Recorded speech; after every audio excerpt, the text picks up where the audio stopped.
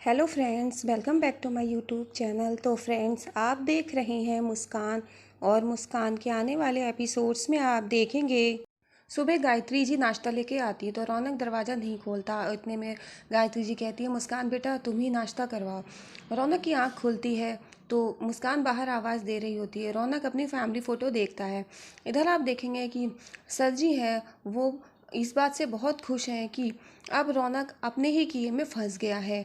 इधर मुस्कान को वो देख के बहुत खुश हो रहे हैं कि अब मुस्कान को पता चल रहा होगा कि अकेलापन किसे कहते हैं। इसने मुझे बहुत परेशान किया, अब जब रौनक इससे दूर हो गया तब इसे एहसास होगा।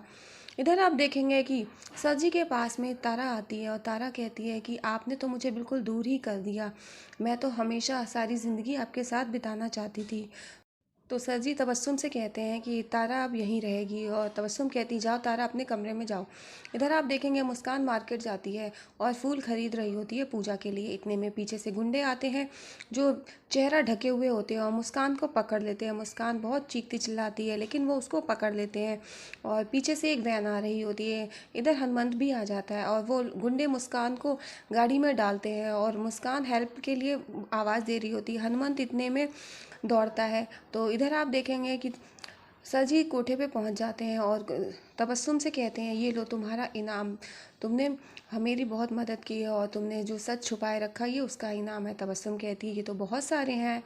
और फिर सर जी कहते हैं कि और मैंने जो तुमसे वादा किया था कोठा तुम्हारे नाम पे करने का, और वो वादा भी मैं पूरा कर रहा हूँ। मैंने सारे पेपर्स बनवा लिए हैं, बस 2 दिन में कोठा तुम्हारे नाम पे हो जाएगा। तबस्सुम ये सुनकर बहुत खुश हो जाती है। तबस्सुम कहती है कि सर जी मान गए, आपने दिल खुश कर दिया। और कोई आपका राज हो तो आप मुझे बता सकते हैं, मैं बहुत संभाल के रखूँगी, किसी को पता नहीं लगने दूंगी।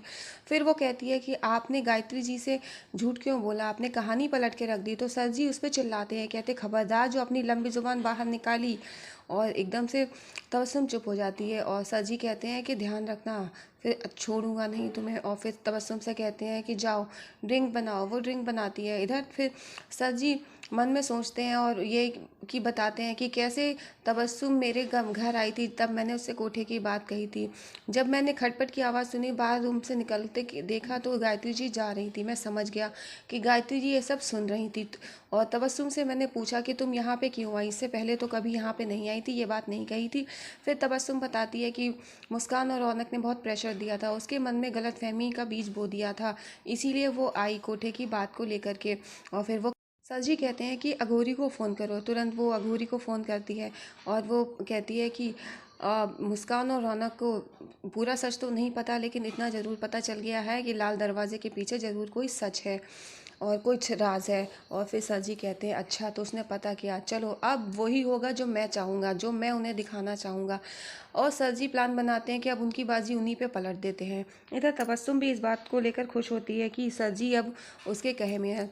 तबस्सुम सर जी को ड्रिंक देती है और वो कहती है कि सर जी आपने बहुत अच्छा किया, आपने तो पूरी कहानी पलट के रख दी। आपने तो उन लोगों को राजा बनने दिया और वो लोग समझ रहे थे कि बाजी उनके हाथ में है, लेकिन बाजी तो सिर्फ आपके ही हाथ में थी। आपने जो उनको दिखाना चाहा उन्होंने वही देखा।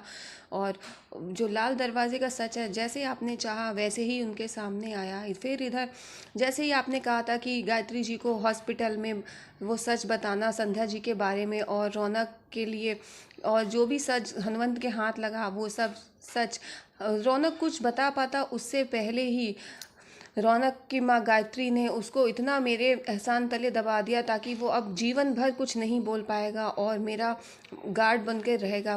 कोई भी परेशानी मुझसे आने से पहले उस तक आएगी। तो तबस्सुम कहती है कि आपने तो बाजी पलट दी, कहानी पलट के रख दी, गायत्री जी से क्यों झूठ बोला। इतने में सर जी को गुस्सा आ जाता है, तबस्सुम का गला पकड़ लेते हैं। वो कहते, खबरदार जो अपनी लंबी ज़बान निकाली तो ज़बान ही नहीं, मैं तुम्हें भी काट के रख दूंगा। और तबस्सुम चुप हो जाती है। फिर सर जी कहते हैं कि कोई ज़रूरत नहीं है इस बात का जिक्र करने की, बस तुम यही समझ लो कि गायत्री जी और मेरा रौनक बेटा है। और फिर वो 25 साल पहले की बात बताने लगते हैं कि कैसे गायत्री ने गुड न्यूज़ दी थी कि वो माँ बनने वाली है। उनकी एक पहले से बेटी थी, अब सर जी को लगने लगा था उनका परिवार पूरा होने वाला है।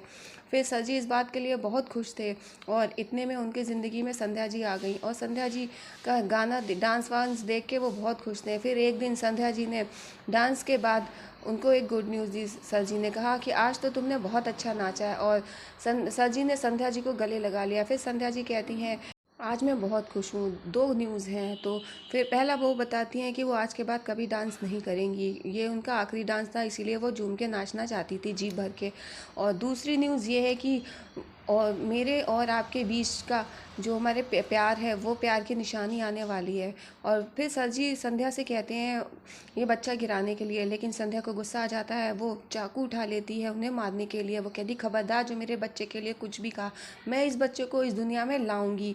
और सर जी से कहते हैं, फिर सर जी उसको अपने बातों में ले लेते हैं। कहते हैं हाँ ठीक है, तुम जैसा चाहोगी वैसे ही होगा।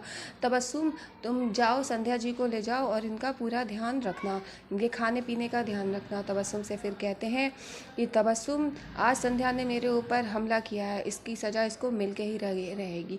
कोठे में आज से पहले जो कुछ भी नहीं हुआ था, जो लड़कियां जो आवाज़ उठाने लगी हैं वो कभी नहीं उठाएंगी, तुम देखना। और फिर लाल दरवाजे के पीछे बंद कर दो। इधर फिर देखेंगे एक दिन गायत्री जी को लेबर पेन स्टार्ट होता है, वो ले जा ही रहे होते हैं सर जी और बुआ जी। तो इतने में उनके पास फ़ोन आ जाता है तबस्सुम का। पता चलता है कि संध्या के भी लेबर पेन शुरू हो गया है। वो समय आ गया है जब सर जी ने कहा था इसका बच्चा इसके सामने मार दूंगा। और जब संध्या का बेटा पैदा हो जाता है तो सर जी वहाँ पर आते हैं, उससे कहते हैं कि तुम्हारी सज़ा यही है, आज से तुमने एक बच्चे को ही नहीं जन्म दिया, अपने लिए अंधेरे को भी जन्म दिया है। और फिर वो बच्चा उठा लेते हैं, कहते हैं आज मैं इसे मार दूंगा। और फिर संध्या जी कहती हैं धोखा धोखा धोखेबाज, यही कहकर उठती हैं। और इतने में वो लाल दरवाज़ा बंद हो जाता है। सर जी उस बच्चे को मारने के लिए जा ही रहे होते हैं, वो एक पत्थर पे उस बच्चे को पटकने जा रहे होते हैं। वो जैसे ही हाथ में उठाते हैं बच्चा, उतने में उनका फ़ोन बजने लगता है। जैसे ही वो अपना मोबाइल निकालते हैं और मोबाइल निकाल के फ़ोन रिसीव करते हैं, पता चलता है बुआ जी ने फ़ोन किया। कि कहती हैं कि सब बर्बाद हो गया भैया, सब बर्बाद हो गया, और भाभी ने एक मरी हुई बेटी को जन्म दिया है। और सर जी अब उस बच्चे की तरफ देखते हैं, वो बच्चा ले जा करके गायत्री जी के पास लिटा देते हैं। गायत्री जी उस बच्चे को देखते बहुत खुश होती है। वो कहते हैं कि हमारी ज़िंदगी में रौनक आ गया। और फिर बुआ जी कुछ कहने जा रही होती तो सर जी उन्हें रोक देते हैं और उनका हाथ पकड़ के बाहर ले जाते हैं। गायत्री जी बहुत खुश होती हैं इस बात से। और सर जी बुआ जी को बाहर ले जाकर कहते हैं कि जब आप अपने घर को छोड़ के चली आई थी तो मैंने आपसे कुछ पूछा था, नहीं ना? तो आप भी कुछ मत पूछिए और इस राज को यहीं पे दफन कर दीजिए। आप जैसे चाहें पूरी ज़िंदगी घर में रह सकती हैं, बिना मुंह खोले। ये राज किसी के सामने नहीं आना चाहिए। बस आप यही जानिए कि ये बच्चा मेरा और गायत्री जी का है। और इधर फिर वो डॉक्टर को भी पैसे खिला देते हैं। इधर आप देखेंगे फिर सर जी अपनी कहानी बताने के बाद वो लेटर जो रिकॉर्ड रूम से आया था वो फाड़ देते हैं। वो ये कहते हैं कि अब वही होगा जो मैं चाहूँगा, ये राज हम राज बनकर रहेगा, कभी किसी के सामने नहीं आएगा। तबस्सुम से कहते हैं कि मैंने तुम्हें जो कुछ भी बताया है ये राज चार दीवारी के अंदर ही रहना चाहिए, तुम्हारे पेट में रहना चाहिए, कभी ये बाहर नहीं आना चाहिए। और तबस्सुम चुपचाप खड़ी होती है, सहमी हुई, वो कुछ नहीं बोलती है। और सर जी कहते हैं ये ध्यान रखिएगा, अगर ये राज कभी बाहर आया तो मैं आपको ज़िंदा नहीं छोड़ूंगा।